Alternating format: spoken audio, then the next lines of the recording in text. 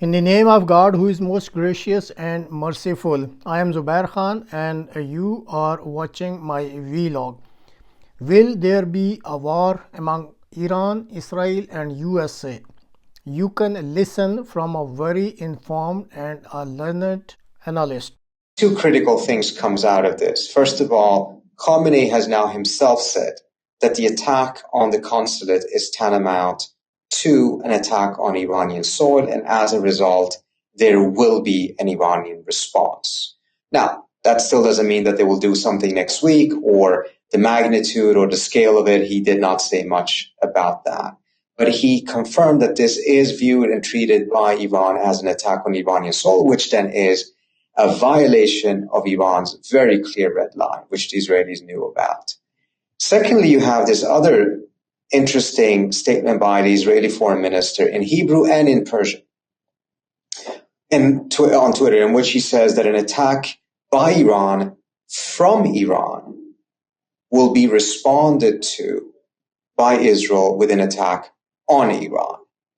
Now, here's where this is interesting. The Iranians don't have the capacity of flying fighter jets to attack Israel from Iranian soil. They do have extensive ballistic missiles capabilities with tremendous accuracy that they would fire on Israel in this scenario, most likely, or in a combination perhaps with a drone attack.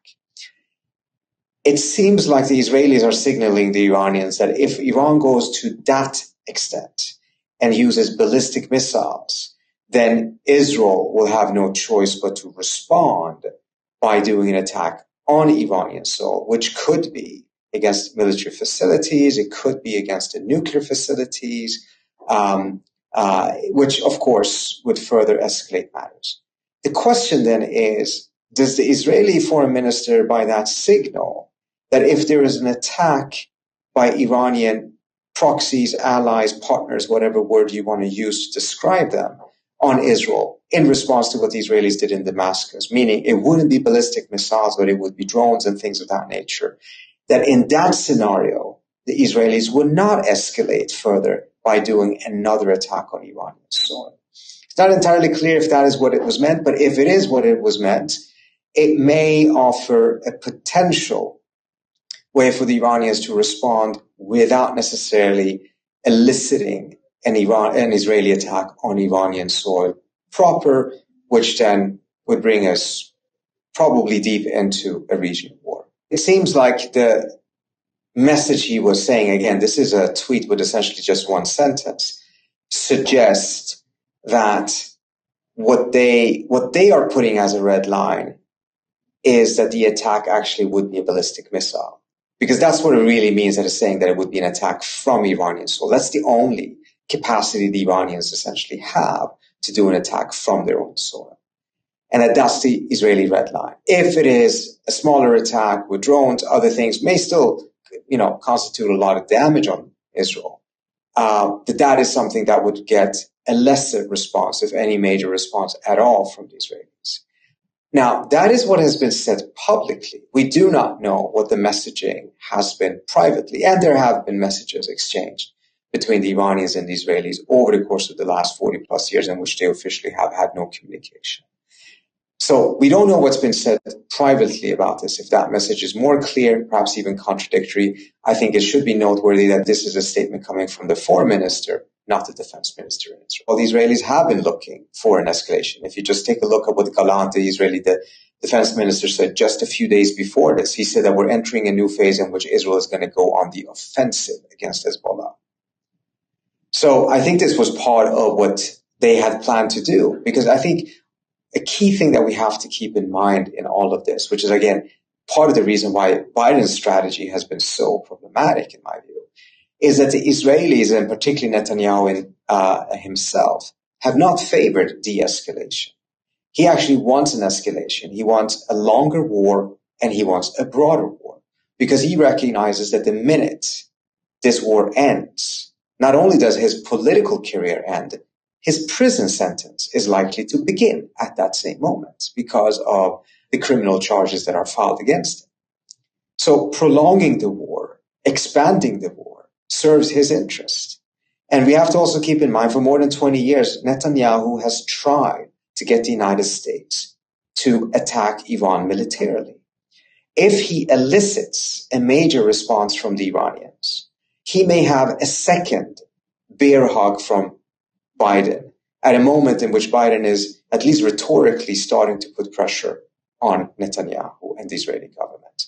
If the Iranians inflict damage on Israel in such a way that it will once again elicit this instinct on the American side to always side with Israel, he may get a second bite at the bear hug apple, so to say, and perhaps even compel the United States to be directly involved in this war against Iran. So the opportunity for a broader war with Iran that could suck the U.S. into it, which is something Netanyahu has been pushing for more than 20 years, he may actually be looking at the best opportunity yet for such an expansion of the war. And this is part of the reason why Biden's approach towards Israel and Gaza has been so problematic because, and we can go into it in greater detail, but the structure of the negotiations, the demand, the linkage between a ceasefire and the release of the hostages presumes that the Israelis actually prioritize releasing the hostages. And if you ask the Israeli public, you will see a lot of people inside the Israeli public as well as inside the Israeli government very vocally criticize the Israeli government right now, the Netanyahu government, for not prioritizing the release of the hostages. Yet Biden's strategy is tied to what Netanyahu wants to do. He's essentially letting Netanyahu take the lead, even though Netanyahu's goals may be very different from those of Biden's. The reason why it's difficult for us to be able to say whether it's normal or not, because it's completely abnormal for an embassy to be bombed. What the Israelis did is a complete and flagrant violation of the Vienna Convention. This just simply does not happen. So now that it's happened, of course, we're seeing that some sort of a response will likely come from the Iranians. They have absorbed a lot of other hits before without doing much, which has been criticized by hardliners inside of Iran who believe that this has weakened Iran's deterrence. The Mexican embassy was attacked by the Ecuadorians just a couple of days later, and the Mexicans immediately filed a complaint at the ICJ. And of course, the situation between them is different. So a military response was obviously never in the cards, but they responded rather fast. The Iranians have made it very clear that what's important to them is that there will be a response, that it will be the right response rather than that it will be a hasty response. But having said that, I think it should be quite clear there are tensions inside the Iranian regime in which a lot of hardliners essentially are saying the only reason why the Israelis could do this is precisely because the Iranians didn't respond to so many other things that Israel had done in attacking Iran before. And as a result, the Israelis just kept on moving forward, and that they will continue to do so until there is some sort of a response that restores a degree of deterrence. It's the very same logic the Biden administration used when they decided to go and use a significant amount of kinetic force against the Houthis and Iraqi militias after 3 American soldiers were killed at that air base in Jordan.